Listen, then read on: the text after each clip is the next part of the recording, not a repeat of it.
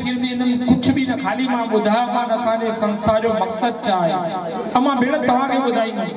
माता रुक्मणी देवी सामाजिक संस्था 60 साल पहिरीं पुरानी संस्था आहे। माता साहब जो स्लोगन हूंदो जॾहिं चोलो पलो पाए करे चवंदी हे महादेव असांजी माता साहब वांगुरु बुजुर्ग हुया चवंदा हुया महादेव तुझो नालो थी आशुतोष पंहिंजे नाले जी लज रखजे मुंहिंजे पोतीअ जी पत रखजे। हाँ चवंदा आहिनि न जो न करे राम सो करे किनाराम।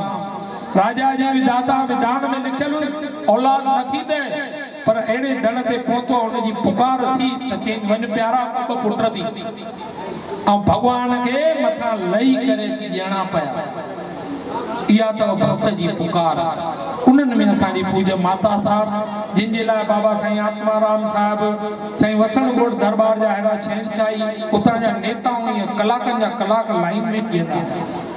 त उन्हनि जो हिकिड़ो मूल मक़सदु हुयो मूंखे चवंदी आहे मां पुट खाइणा ॿ फुल्का थी हेॾा कार्य धंधा दारियूं 130 मुंहिंजी फैक्ट्रीअ में वर्कर हूंदा हुआ। हे साधूराम शंकरलाल